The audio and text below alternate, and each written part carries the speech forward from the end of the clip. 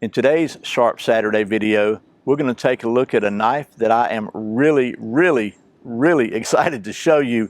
And we're going to continue our Made in the USA theme for the month of July 2020 in honor of America's birthday. But this knife is one I've been wanting to take a look at for a long time, and the folks at Tops were kind enough to send me one so I could show it to you. I'm talking about the Tops Tom Brown Tracker. That's what's coming up next here on Survival on Purpose.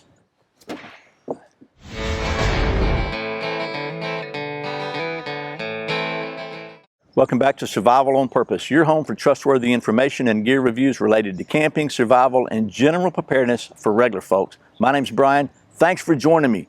So as I said, the folks at Tops Knives were kind enough to send me one of their Tom Brown Tracker 1 full-size tracker knives so I could show it to you and test it out. And I'm really excited about this because this is a knife I've been really wanting to get my hands on for quite a while now. You may have seen this knife in the movie The Hunter with Tommy Lee Jones and Benicio del Toro, but it has a history prior to that movie. The knife was designed by Tom Brown Jr., who has a lot of experience in tracking and wilderness survival and just a pretty big resume. And it's designed to be really the ultimate one-tool option. And so we're going to talk about the different features of this knife, the different ways it's used. We're going to do a lot of demonstration, test it out. We're going to see how well each one of these features works for me in the real world. And you know we're going to balance test this one. And we're going to do all that right after this word from one of our sponsors. This video is sponsored by my friends at clickbelts.com, where you can save 15% by using the coupon code SOP15 at checkout. Click belts feature genuine Cobra buckles, and they are sewn right here in the USA in the great state of Texas. They've even got the really cool TSA-friendly poly Cobra buckle now. So if you're looking for a very strong, very cool belt, I encourage you to check out the folks at clickbelts.com. Don't forget, use the coupon code SOP15 to save 15%. Okay, we are back. So without any further ado, let's take you down to the old stump top here, talk about the specs of this thing. We'll go over some of the details, probably be a little rambling along the way, and we'll get to doing some of that knife stuff. Okay, let's talk about the specs of this knife for a minute. Again, this is the Tops Tom Brown Tracker 1, the full-size version. They have a couple of other smaller versions as well. This knife, again, was designed by Tom Brown Jr. The overall length of this knife is 11.88 inches, so almost a foot of goodness. It has a 6.38 inch blade length, with 6.25 inches of that being the cutting edge. The knife's a full 1/4 inch thick of 1095 high carbon steel with a Rockwell hardness of 56 to 58 inches. Features a black traction coating, which as you can see cleans up pretty well, and black linen micarta handles with some really cool red liners. The micarta handle is a 3-position handle, so it's got a couple of finger grooves here. That allows you to grip the knife either here for close-up work, here for a little more leverage for chopping, and if you really need some serious chopping leverage, you can grip it back here. The blade is very unique and is designed that way on purpose. It's got a rounded chopping area here with a lot of mass behind it. That's your basic chopping area. Then there's got a straight blade area here for finer work. It's got a really kind of a distinctive curve here that can function as sort of like a gut hook, or it allows you to really scrape and clean, you know, smaller shafts for arrows or atlatls or whatever. It's got kind of about a 2-inch saw back here. Not designed to cut down trees and take the place of a chainsaw, but it will cut smaller limbs and branches, make some really nice notches. And you can use the corner for scoring bone or antler to break it. And then the last notch in here is a little longer, and that is a wire breaker. Very good, very strong tip on it, which allows it to be thrown. You can lash this thing like a spear, or you can use that to create divots for bow drills and stuff like that. It's got a little bit of jimping up here, and this allows you also to get a good grip here, and you can really choke up and put your thumb up there if you need to. So the weight of this knife is 21 ounces, 26 ounces with the sheath. Speaking of the sheath, this knife features a Kydex sheath with 2 swivel clips on back, which allow it to be carried scout carry. The manufacturer's list price of the Tracker's knife on Top's website is $310. And if you want some of the special options, that's where you're going to need to buy it from. But if you like it just like it is, you can get this thing right now at the time of this video for $209.95 on Blade HQ. Now let's get to doing some knife stuff. Okay, thought it makes sense just to go ahead and first of all, we'll do a little chopping. So I got, I think, pretty stinking solid wood here. And I'm gonna try to get behind here where you can see, and we'll just try to I'm gonna do the smaller side for time's sake. So this is about, we're gonna say that's probably 2.5 to 3 inches. We're just gonna see how well it chops. We're gonna start with the close-up grip. This is dry wood too.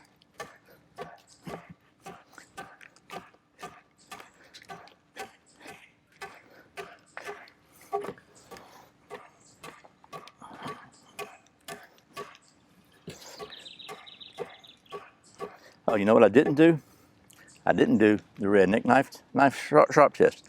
So let's just try it right now.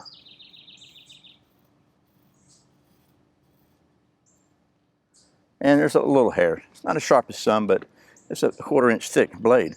Okay, now we're gonna go for position 2. You can see what we did with position 1, not bad. Go to position 2 now.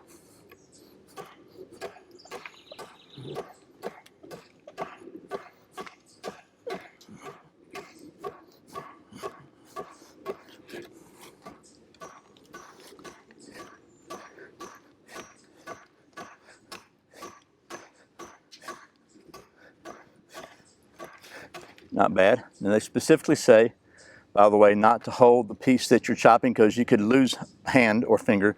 But we're going to go to position 3. And I got to say, you know, because I'm not bearing down solid here, it's got a little flex, so it's not chopping as well as it would if it was straight on a thing, but that's okay.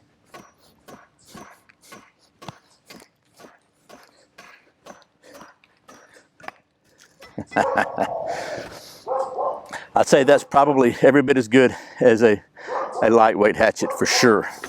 Well, I think next, obviously what we're gonna do a little batoning here. And they recommend using this portion of the blade to baton, and you can hit here. That way you're not hitting on the saw back, but let's just see. It depends on how big, obviously how big a piece of wood you are batoning, but we'll just use the rest of this to do it. Oh man. And that chisel saber grind with a 1/4 inch thick, it really does get in there like a wedge and split really, really well. And I'm not sure what kind of wood this is, but it's got some great grain to it, so we'll split a little bit more. And I'll get a smaller baton and see how well that works. So this baton's kind of split, so it's got a little vibration when you baton with it. So obviously, it chopped, in my opinion, as well as a small hatchet. It definitely batons just fine. You know, the traction coating, like all traction coatings, winds up with marks and stuff on it, but that's okay. In the interest of being standardized testing, we've done the done chopping. It chops really well, batons well, but it is a big knife, and sometimes, you know, when you do a one-tool option kind of deal, you wind up having compromises, and typically some of these bigger knives don't work as well for the finer task. So let's see how well this thing does. Some carving, some curls or feathers, as you wish to call them, whatever you want to call them. Because it's a big, wide knife, a 1/4 inch thick.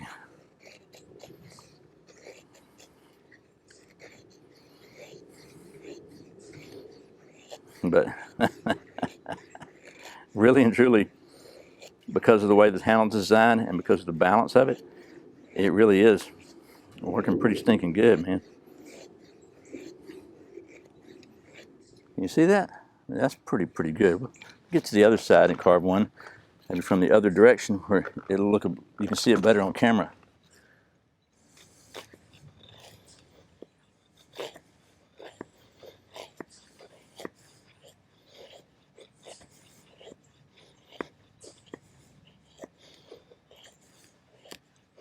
So you got to get past those split out fibers from where it was split. Let's get down to some smoother, solid wood. Something I'm noticing is that because of the way this has got this offset in it, it's kind of helping me to, unless I get crazy with it, to keep them on the stick. If that interests you, because it hits before the edge hits, so it doesn't want to chop them all the way off, which could be a good thing. So anyway, we'll chop those off. And we'll chop these off. So there's that. What about the sawback? So like I said, this is not really designed to be a, you know, a lumberjack saw. You're not cutting down trees with this thing. It's really more designed for notching and scoring and things like that, for using as, like you could score a bone by using the corner like so. So if you want to break a bone or something, or antler, you score it, cut a nice little groove in it like that. So here's a piece of privet, which is probably the second hardest substance known to man. But if you need to try to make some sort of trap, deadfall trap, or anything you need a notch for, it's a nice, smooth, useful notch there. And then if you just want to do some plain, basic carving, that's probably the toughest task to do with these big all-purpose knives, because they do have that momentum. So as you go, it wants to keep going, but it'll do that. But you can also use that little hook there to smooth. And if you want to use this part here, you can use this to scrape hide, or to flesh out hide or anything like that. It's pretty cool. It's just a really useful design. And another example, you got a hole here. If you want to use this, for example, for a hearth board for a bow drill, got a great point on it for getting your hole started. And then you got that. So just pretty useful design, in my opinion, all the way around. Let me grab something else here, because you know me, right? And if there's any fatwood within reach, I'm going to grab some of it. So let's try that. Let's see what happens if we do some fatwood. And you can see that it's carving nice little fatwood feathers off. This is some really good fatwood. I believe this is from the Minuteman Rocket Stove people. This is their Maya Goldwood or whatever, Central American fatwood. Ooh, man, that smells so good. And you could even use this in here if you really want to be creative. It really is sharp. You can see that. So I don't know if this will scrape. Let's see if it'll scrape. That won't scrape there. There's not much sharp scrapiness on this thing. I guess you could probably use these right here to scrape off a few little. Yeah, look at that. Yeah, it's okay. That'll work. Give you some fatwood scrapings, dust or whatever. So man, that is some sticky fatwood. I like it. So I don't know if there's anywhere that's going to strike a ferro rod. We're going to try. We're going to try right now. Let's see. Okay, that's not. Now you could probably file that down, but that's going to be where you put your thumb. So it's not sharp for a reason. We're going to try these saw blades because they're pretty sharp. They should strike a ferro rod.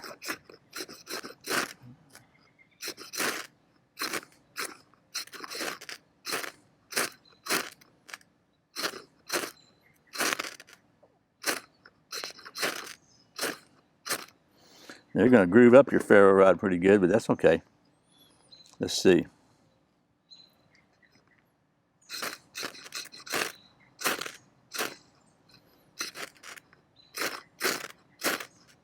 There we go.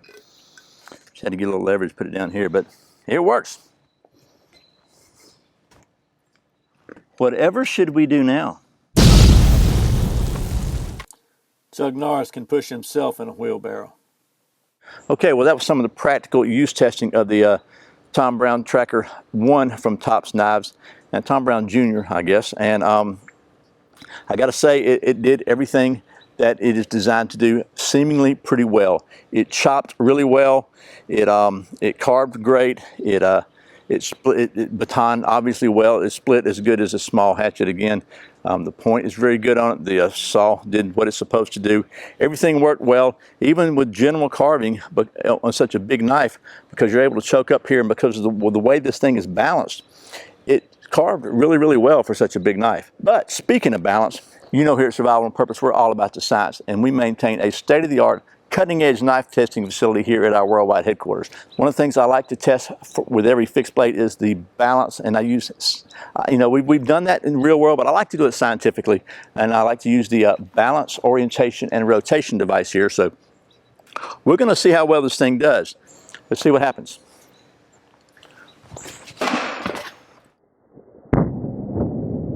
Well, obviously we need to work on our calibration on this, so let's take a step or so up here and see what happens.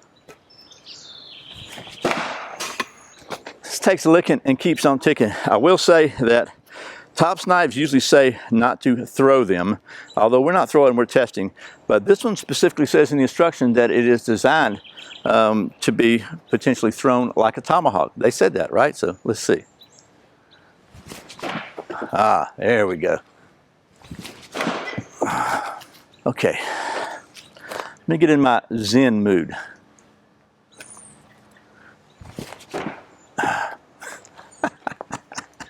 This thing is not doing my balance, orientation, and rotation device any favors.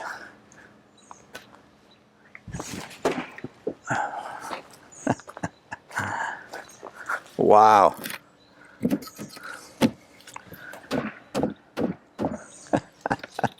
I'm gonna have to bring and give you a close-up of that. Okay, we're gonna give it one more for the road and wrap this up, because too many more I won't have a balance, orientation, and rotation device. Oh, we'll start that one over. I'm trying to get one that I can do a really good slow-mo.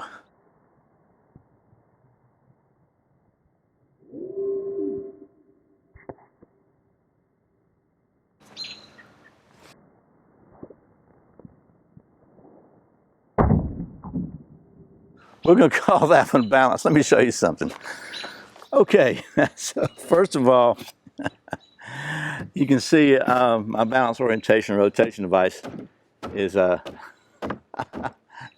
it's a little worse for the wear thanks to the old Tom Brown tracker, but you can also see that the Tom Brown tracker is completely rock solid. So I got to say, I'm really glad the folks at Tops were kind enough to send me this so I could show it to you and so I could check it out.